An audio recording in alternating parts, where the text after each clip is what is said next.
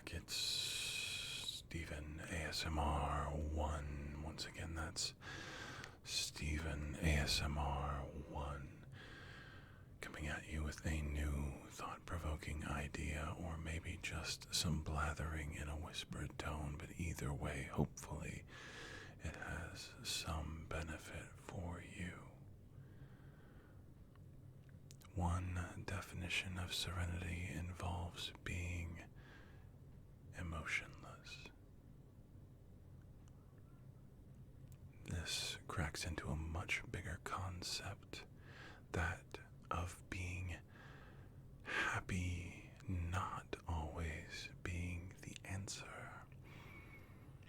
If you are always seeking simple happiness, you may not always be finding tranquility or peace or serenity, because the seeking out of happiness is not always going to drop you off on the other side of peace.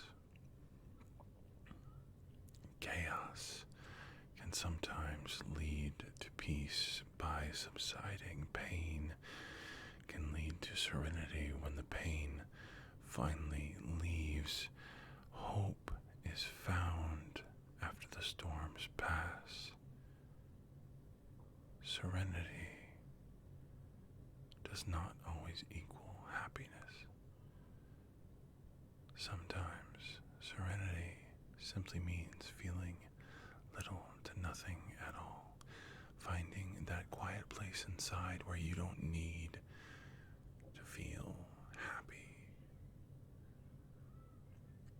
Sometimes seeking out happiness as a constant can lead to being a crutch, can lead to dietary problems, it can lead to addictive personality traits, it can lead to little staples in your life that you just can't let go of.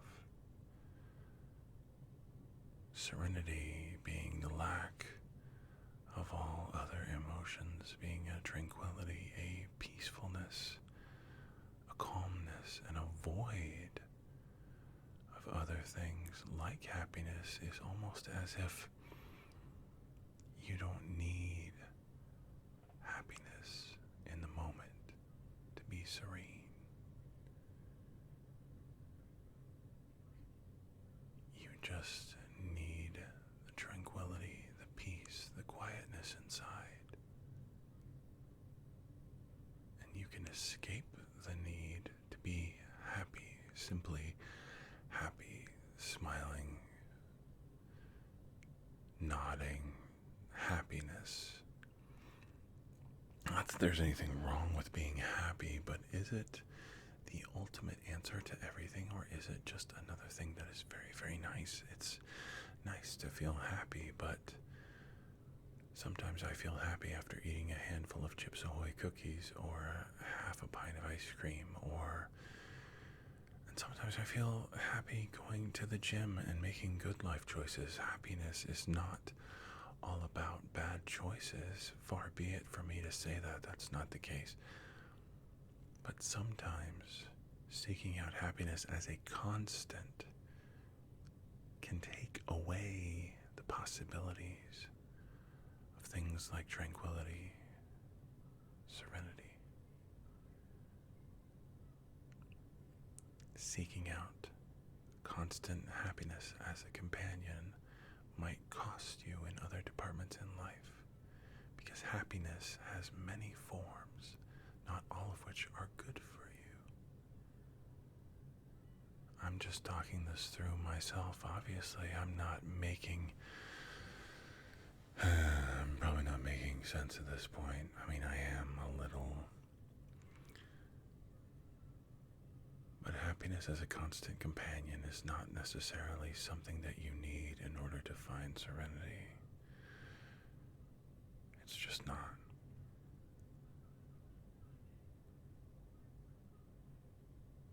I long to be at peace with my past, with myself. I long for serenity. Sometimes I don't need that ice cream or those Chips Ahoy. Sometimes I don't need that extra Monster energy drink. Sometimes I don't need to spend an extra $10 at Target to feel momentarily happy. Sometimes I just need to focus inward. Maybe meditate, maybe pray. What I believe in. Do something that I believe in order to ground myself, in order to find myself, to find that I don't need those things. Happiness sometimes feels like a need. Sometimes scratches and claws at you like you need it. I once dated a girl who said all she wanted to be was permanently happy, and that struck me as something I didn't necessarily want to be. Again, not that happiness is evil, not that it's wrong. No, not at all. But that seeking a permanent happiness might not be the way to go. Not if you're looking for other things like serenity, different kinds of enlightenment. Sometimes it's not getting things like happiness that makes you better. Sometimes it's not going to make you grow being happy. Happiness, in a way, has an expiration date, and it should, I think. It should come and go. It should be there, and then it should not be, and then it should be there again, because if happiness was a constant, we wouldn't appreciate it, would we? We would not appreciate the constant state of euphoria or bliss that happiness would bring in a permanent sense. We need happiness to come and go, to motivate us, to keep our dopamine functioning properly. This isn't necessarily a fun concept to wrap my head around or to take the crowbar into, to pry around with, but constant happiness is not a permanent solution to life's problems. Finding serenity, finding peace amid the storms, amid the chaos, amid the madness, and amid the good times. Maybe that's worth just a little bit more. Not needing to be happy. Maybe, perhaps, that's an escape hatch. One that leads to a whole new world of understanding. Maybe it's better to be free than to be just happy.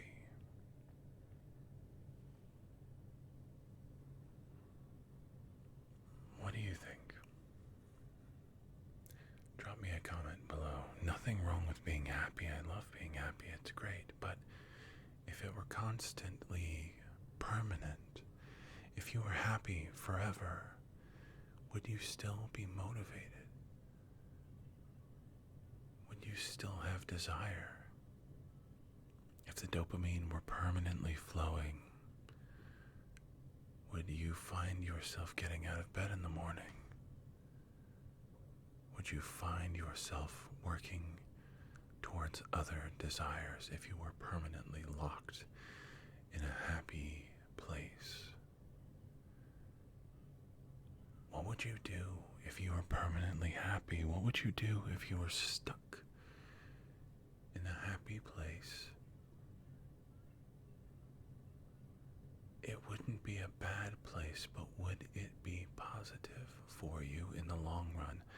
After a few days, you would no longer be able to feel a range of emotions. Pain leads to growth, sadness leads to healing. Being stuck in a happy place would not necessarily be salvation, now would it? Write me down in the comments below and let me know what you think.